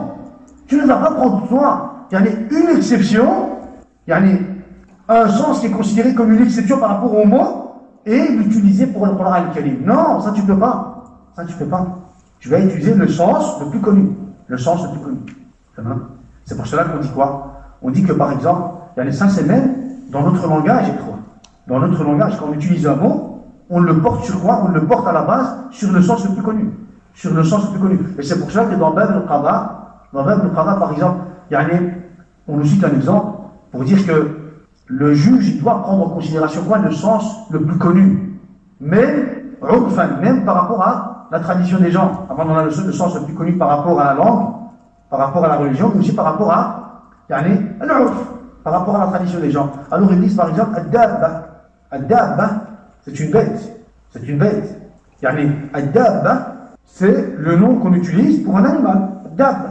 Walakin, dans la langue arabe, ad-dabba, c'est tout ce qui marche sur terre. Tout ce qui marche sur terre. Alors, si, imaginons, il y en a un qui a dit dabba à un autre, celui qui a été insulté, il a été voir le qadi. Il a dit, il m'a insulté, il m'a dit dabba. Alors le qadi a convoqué le premier et lui a dit, tu l'as insulté. Si le premier lui dit, mais moi je lui ai dit ad-dabba par rapport à quoi? Par rapport au sens linguistique, c'est-à-dire celui qui marche sur terre. Le qadi va lui dire non, parce que ça c'est pas le sens connu dans notre entourage. Ad-dabba, c'est un mot qu'on utilise pour insulter. C'est une insulte. Même s'il prétend qu'il voulait le sens premier, le qadi il peut ne pas accepter cela. Il ne va pas accepter son interprétation ou alors voyez ses explications. Il va lui dire non, c'est une insulte. Donc, tu ne peux pas. Donc ça c'est un exemple. Pareil pour le Coran al-Karim. Pareil pour le Coran al-Karim. Et c'est pour ça qu'en réalité, quand ils vont mettre des ma'ani, quand ils vont mettre des sens un peu, des sens exceptionnels, ou alors des sens un peu munkar, c'est-à-dire qui ne sont pas les premiers sens des termes, que ces gens-là vont tomber dans quoi? Ils vont tomber dans le balal. Ils vont tomber dans le balal. Allah musta'an. Il dit aussi توجيه معاني كتاب الله عز وجل الظاهر في استعمال الناس أولى من توجيهها إلى الخفي القليل في الاستعمال. المهم c'est plus ou moins la même règle. Il dit qu'il faut comprendre les versets de Allah par rapport aux mots, par rapport aux sens les plus connus dans la langue arabe et aussi par rapport au langage des gens. تمام؟ ولا يعارض بالقول الشاذ ما استفاض به القول من الصحابة والتابعين. Et il ne contredit pas, il ne doit jamais, le musulman, il ne doit jamais contredire quoi? Il ne doit jamais contredire, on va dire, la parole de Sahaba et de Tabi'in avec quoi? Avec une parole shad. Avec une parole shad. Même si c'est la parole, on va dire, d'un savant, d'un tabi'i, il a affaire. Il ne doit pas contredire, on va dire, la parole des ulama d'Ahl Sunnah wal Jama'a avec une parole qui est considérée comme shad. Pourquoi? Parce que cela fait partie, des particularités de Ahl al-Ahwa. Les particularités de Ahl al-Ahwa. يحملون كلام الله وكلام رسوله على الشاذ من المعاني ويأخذون في تفسير النص بالضعيف من الآثار والغريب من الأقوال. سبحان الله. Quand ils interprètent les versets de Allah Ta'ala ou alors les hadiths, subhanallah, toujours tu les vois, ils vont donner un sens exceptionnel. Tu vas dire, mais subhanallah, comment tu as donné toi ce sens exceptionnel à ce verset? Non. Ou alors à ce hadith. Si on veut interpréter le hadith et le verset, on va l'interpréter par rapport au sens le plus connu, al-mashhour. Ou alors, qu'est-ce qu'ils vont faire? Ils vont prendre, on va dire, des récits qui sont considérés comme faibles. Il va interpréter un verset avec un récit qui est faible, on va lui dire là. Ça, c'est la méthodologie de Ahl-Bidah. On ne prend pas un récit faible, on prend le récit sahih. Après, les récits faibles, on regarde par rapport à son contenu, par rapport à shawahid, tout ce qui suit. Ou alors, al-gharib, al-aqwal, gharib, il y a des paroles étranges. Tout ça, on met de côté. Tout ça, on met de côté. Ce n'est pas avec ces choses-là qu'on va apprendre, qu'on va comprendre notre religion. Et c'est pour cela que les savants, lorsqu'ils ont parlé de la science, ils ont dit Sharrul ilmi al-gharib al-shad. Sharrul ilm, la science la plus mauvaise, al-gharib al-shad, ce qui est étrange pour les gens, ce qu'ils n'ont jamais entendu. Tu viens avec un nouveau sujet. Imagine que tu viens avec un nouveau sujet, tu vas les mettre à l'épreuve, tu vas les tenter dans leur religion, tu vas peut-être, on va dire, les faire tomber dans le doute par rapport à leur religion. Sharrul ilm al-gharib al-shad, ce qui est étrange, ce que les gens n'ont jamais entendu. Ou alors al-shad, ce qui est un peu exceptionnel. Wa khayrul ilmi ma tawaqa alayhi an-nas. Et la science, la meilleure science, c'est ce que les gens ont accepté, c'est ce qui est connu chez les gens. Même quand on parle du tawhid, imaginons qu'on parle du tawhid, on sait bien de quoi on doit parler. Aujourd'hui, quand on parle du tawhid, on sait bien les sujets qu'on doit aborder par rapport au tawhid. C'est des sujets clairs. C'est pas des sujets cachés ou alors des sujets ambigus ou alors des sujets exceptionnels. Non, les sujets du tawhid, c'est des sujets clairs. Si tu viens rajouter, toi, on va dire, des sujets étranges, des sujets étranges, ou alors des sujets exceptionnels, qui ne va rien rajouter sur la foi du croyant et sur la situation du mécréant. Ça ne va rien rajouter ces sujets exceptionnels, ces sujets un peu, on va dire, étranges. Sache que de cette façon, tu tombes quoi dans la méthodologie de Ahl-Bidah. Dans la méthodologie de quoi? De Ahl-Bidah. L'imam Malik dit Sharrul ilmi al-gharibu wa khayrul ilmi al-zahiru alladhi qad rawahu an-nas. La science la plus mauvaise, al-gharib, ce qui est étrange. Wa khayrul ilm, et la meilleure science, al-zahir, ce qui est clair, alladhi qad rawahu an-nas. C'est ce que les savants nous ont rapporté. عن النضر بن محمد il dit أفضل العلم المشهور. La meilleure science, c'est ce qui est connu. Quand on dit connu, pas connu par rapport à al-Mubtadi'a, parce qu'ils vont nous dire, ouais, mais connu par rapport à quoi? Bien sûr, connu par rapport à al-Kitab wa al-Sunnah wa al-Sahaba. Al-Sahaba wa al-Salaf al-Salih wa ulama al-Sunnah wa al-Jama'a. C'est même pas connu. Cette parole-là, imaginons qu'on a devant nous un mouchrik qui va utiliser cette parole-là, ou alors un mourji, parce que les mourji aussi vont utiliser cette parole-là. Les mourji, ils vont aussi utiliser ces paroles-là, ou alors, Ahl al-Ifrat, Ahl al-Ghulou, ils vont aussi utiliser ces paroles-là. On va leur dire non. Ce qui est connu, pas par rapport à la situation, ou alors, pas par rapport à la situation des gens, pas par rapport à la connaissance des gens, pas par rapport à la religion des gens, par rapport à la religion, ce qui est connu par rapport à la religion, ce qui nous a été rapporté dans la religion clairement, Kitab wa Sunnah wa Sahaba, les sujets qui sont clairs dans la religion, An Ibrahim ibn Abi Ablah, Man hamala, il dit, un savant dit, Man hamala shadh al-ilmi hamala sharran kabira. Celui qui va porter shadh al-ilm, c'est-à-dire ce qui est exceptionnel dans la science, hamala sharran kabira. Il aura porté quelque chose de quoi? Il aura porté sur lui un grand mal. Sharr kabir. Pourquoi? Parce qu'il va éprouver les gens. Il va tenter les gens, il va faire tomber les gens dans la fitna. Il va faire tomber les gens dans quoi? Dans la fitna. وقال الدارمي غير أن المصيب يتعلق من الآثار بكل واضع مشهور والمريب يتعلق بكل متشابه مغمور. المصيب celui qui cherche la vérité, il s'attache aux récits qui sont clairs, qui sont connus. أما المريب, celui qui est dans le doute, lui il s'attache à quoi? المتشابه et المغمور. المتشابه المغمور. Il dit aussi فما بالك تحيد عن المشهور المنصوص من قوله وتتعلق بالمغمور منه الملتبس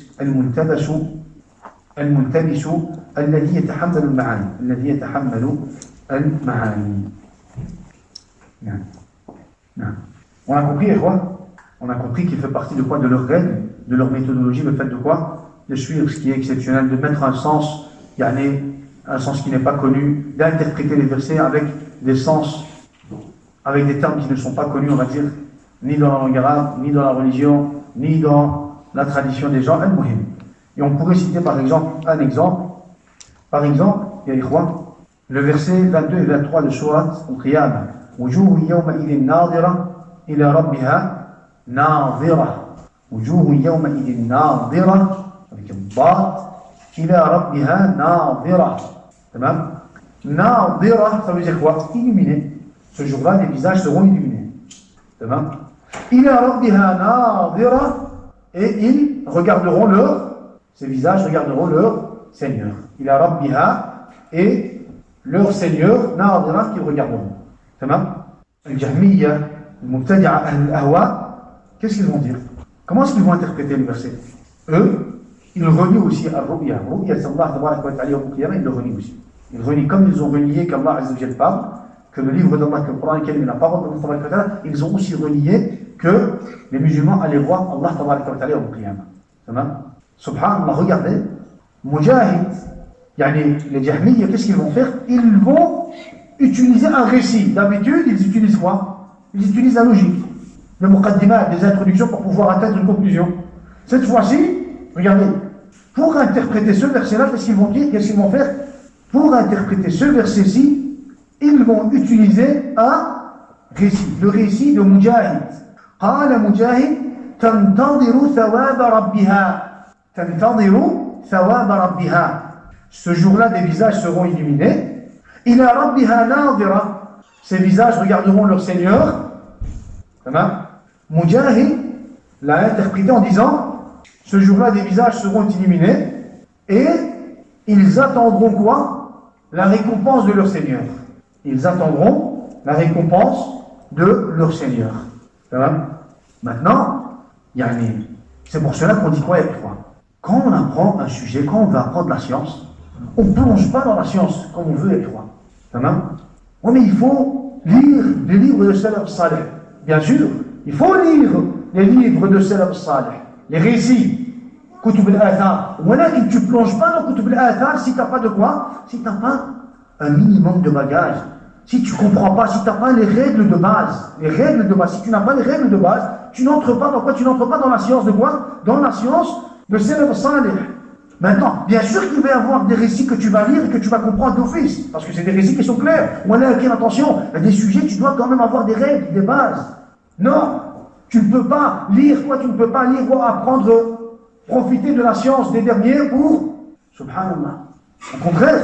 Au contraire, les derniers, qu'est-ce qu'ils nous ont fait? Ils nous ont facilité Ils nous ont facilité en partie quoi? Ils nous ont facilité en partie ce que les premiers ont expliqué, ce qu'ils ont expliqué comme règle, ce qu'ils ont cité comme règle. Ils nous ont donné des exemples, des définitions, ils nous ont catégorisé ou ils nous ont classé, ils nous ont facilité la science. Et c'est en commençant par cette science-là que tu vas atteindre quoi? Que tu peux, à présent, lire les livres de Salaf Salih et de comprendre les livres de Salaf Salih, avec une bonne compréhension.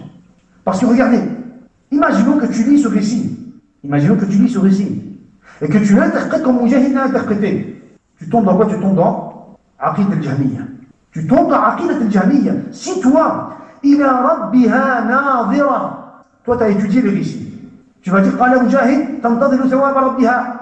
Mujahid a dit qu'ils attendent la récompense de leur Seigneur. Ce verset nous parle de ceux qui attendent la récompense de leur Seigneur. Tu vas l'interpréter par rapport à un récit. Pourquoi? Parce qu'on a été ordonné de quoi? De suivre le Coran, le Sunna et les récits. Voilà, tu me comprends. Si tu n'as pas un minimum de bagage, tu ne vas pas comprendre ce récit et tu vas tomber dans Aqid al-Jahmiyya parce que tu vas prendre le ta'wil qui va te rendre kafir. Parce que ça, c'est un ta'wil à la base.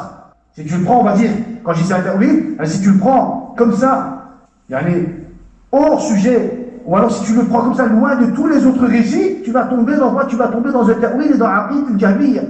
Et si tu lis le récit, regarde, si tu lis le récit et que tu dis, ouais, ce récit doit être faible, tu vas mentir sur Mujahid ou alors sur les transmetteurs, sur les savants qui nous ont rapporté quoi? Ce récit. Donc il faut que tu saches ce que tu dis. Tu dois savoir. Tu dois savoir. Ça va? Regardez, subhanallah.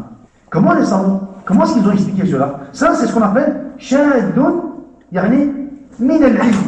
Shadun min al-qawli. Shadun min al-ma'ani. C'est quelque chose d'exceptionnel. C'est, on va dire, un récit ou un peu étrange. Un peu étrange. On parle ici, nadhira, ça veut dire quoi? Anzuru. Anzuru, ça veut dire quoi? Je regarde. Moussa alayhi salam, qu'est-ce qu'il a dit? Arini anzur ilayk. Fais-toi voir, je veux te regarder. Nadhira, ça veut dire regarder. Voilà qu'eux, pour ne pas affirmer cette croyance-là, qu'est-ce qu'ils ont dit? Nadhira, ça veut dire attendre. Tantadiru, attendre. Et ça, c'est un sens munkar. Ça, c'est un sens exceptionnel. Ça, c'est un sens qu'on ne connaît pas dans la langue arabe. Ni dans la langue arabe, ni dans la tradition, ni dans les poésies, dans rien du tout. Ni dans le Coran Karim. Alors ils vont ramener quoi? Ils vont ramener ce récit. On va dire quoi? C'est une parole exceptionnelle. C'est une parole exceptionnelle. Tu vas apprendre une parole exceptionnelle. Devant cette parole-là, on a autant de quoi? Autant de paroles connues de Jumhur Sahaba, de Jumhur Tabi'in qui nous disent que ici, Nadhira, ça veut dire regardez Allah tabaraka wa ta'ala.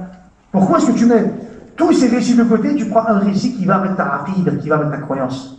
C'est pour cela que l'imam al-Dalimi, quand il a répliqué à ces gens-là, qu'est-ce qu'il leur a dit? Subhanallah. À la base, vous mettez les récits de côté, maintenant vous avez pris un récit parce que ce récit part, dans votre sens, c'est un récit qui est mutashabih. Vous prenez le récit comme dalil parce que maintenant, le récit, il est quoi? Le récit, il colle avec votre croyance. Alors il leur a dit, si vous prenez ce récit, prenez tous les récits de Mujahid et aussi de Sahaba et des Tabi'in. Pourquoi vous prenez seulement ce récit? Prenez aussi les récits de Sahaba, de Tabi'in par rapport à l'istiwa, à l'Arsh, par rapport à l'iman, par rapport à Sahaba, par rapport à tous les sujets. Par rapport à tous les sujets. Ça va? Voilà qu'il regardait, subhanallah. L'explication de quoi? L'explication de l'imam al-Dalimi. Regardez comment est-ce qu'il a expliqué. Il a dit, Naam. Maintenant, nous, comment on va expliquer? Comment est-ce qu'on pourrait expliquer ça, subhanallah? On a la parole de Mujahid. C'est pour ça que, si on agit avec ignorance, on risque de faire quoi? On risque de faire beaucoup de dégâts. Beaucoup de dégâts. Subhanallah. Face à l'interprétation de Mujahid, l'imam al-Dalimi, qu'est-ce qu'il a dit? Naam. C'est vrai. C'est vrai. Tantadiru thawab rabbiha. Ils attendent de la récompense de leur Seigneur. L'interprétation de Mujahid. Wala thawab a'zam min an-nadari ila wajhihi. Et il n'y a pas de plus grande récompense, il n'y a pas une plus grande récompense ce jour-là que de regarder et de voir le visage d'Allah tabaraka wa ta'ala, de regarder Allah azza wa jalla. Vous voyez comment est-ce qu'il a rassemblé? Effectivement, le récit de Mujahid, il est sahih. Si tu dis le sahih, tu vas accuser les savants. Si tu dis, moi je prends le récit de Mujahid comme il est là, tu vas tomber dans la Aqid al-Jahmiyya. Voilà, quand tu vas rassembler avec tous les autres récits, tu vas avoir un sens qui est correct. Mashhour, bien sûr, ils attendent la récompense de leur Seigneur, car ce jour-là, ils vont avoir la plus grande récompense, et la plus grande récompense ce jour-là sera le fait de voir Allah tabaraka wa ta'ala, de regarder Allah tabaraka wa ta'ala. Regardez un exemple, je vous cite un exemple. Pour ceux qui disent, on peut commencer comme ça à lire, on va, Inch'Allah, parler aussi de comment utiliser, comment lire, comment aborder les livres de Salaf Salih, comment apprendre la science déjà. تمام ولكن إن شاء الله une autre fois. Je vous donne un deuxième exemple, un autre exemple. يوم يكشف عن ساق ويدعون إلى السجود فلا يستطيعون. Ce jour-là, الساق, le tibia, الساق, Allah Azza wa Jalla va découvrir son saq. الساق, c'est le tibia. ويدعون إلى السجود. Et ils seront tous invités à se prosterner. ويدعون إلى السجود فلا يستطيعون. Et il y en aura qui ne pourront pas se prosterner. Abdullah ibn Abbas, un compagnon, il dit لشدة هول ذاك اليوم. Regardez, لشدة هول ذاك اليوم. Il interprète ce verset où il y a un des attributs d'Allah tabaraka wa ta'ala, as-saq. Attention, tu ne peux pas faire le ta'wil de ça. Eux, ils font le ta'wil de ça. Il faut le ta'wil de ça. ولكن on a un récit d'Abdullah ibn Abbas où il nous dit que dans ce verset, Allah Azza wa Jalla nous parle de la situation de ce jour-là, que ça va être un jour dur. Que ça va être un jour dur. C'est entre deux possibilités, entre deux choix. Soit tu vas dire as-saq, cet attribut, on doit le comprendre par rapport à la situation que ce jour-là va être un jour dur, parce qu'à la base, c'est un sens. Dans la langue arabe, c'est aussi utilisé comme ça. Dans la langue arabe, à la base, c'est utilisé, c'est un sens qui est utilisé, ça. Ou alors, tu ne peux pas utiliser ça pour faire le ta'wil de quoi d'un des attributs d'Allah tabaraka wa ta'ala. Ou alors, tu vas dire, Abdullah ibn Abbas, il a dit comme ça. Donc moi, je prends comme Abdullah ibn Abbas, il a dit. S'il prend comme Abdullah ibn Abbas, il l'a dit seulement ce récit-là, il devient jahmi parce qu'il fait le ta'wil de quoi? Il fait le ta'wil d'un des attributs d'Allah tabaraka wa ta'ala. Et s'il dit non, Abdullah ibn Abbas n'a pas dit cela, moi je n'accepte pas cela, il va mentir sur qui? Il va mentir sur donc les transmetteurs, il va les accuser de quoi? D'avoir menti. On a plusieurs récits comme ça, les croix. Al-Muhim, on a cité quelques exemples. Et on a compris plus ou moins un peu la méthodologie ou les quelques points qui font partie de quoi? De la méthodologie de Ahl al-Bidah. On avait parlé de 4 points. Al-Fadh al-Mujmala, les termes vagues, qui ont plusieurs sens. Premièrement. Deuxièmement, le fait de jouer avec les termes. Le deuxième point. Le troisième point, les termes inventés, contemporains, qui n'ont pas de place dans la religion, dans le kitab ou la sunna. L'utilisation de ces termes-là fait partie de la méthodologie de Ahl al-Bidah, de Ahl al-Ahwa. Et le quatrième point, c'est quoi? Les paroles et les sens exceptionnels, ambigus, mutashabih. 4 points. Tu maîtrises ces 4 points, tu comprends. On a avec des exemples, tu dois avoir des exemples. Ça, c'est 4 règles qu'ils utilisent. Toi, tu dois les comprendre. Et tu dois savoir comment ils les utilisent. Pourquoi? Parce que quand tu vas débattre, quand tu vas parler avec un mubtadi', d'une façon ou d'une autre, il va utiliser un de ces points. Donc toi, tu dois savoir. Et tu dois pouvoir le catégoriser directement, le classer directement par rapport à ses méthodologies, par rapport à ses points, pour que tu puisses lui répondre. S'il te parle d'un terme qui est mujmal, tu vas lui rapporter quelque chose de plus clair. S'il te parle d'un mutashabih, tu vas lui ramener un muhkam. S'il te parle de quelque chose qui est shad, tu vas lui ramener quelque chose qui est connu, ma'rouf, majhour. Ila akhirih. بارك الله فيكم وجزاكم الله خيرا سبحان ربك رب العزة عما يصفون وسلام على المرسلين الحمد لله رب العالمين.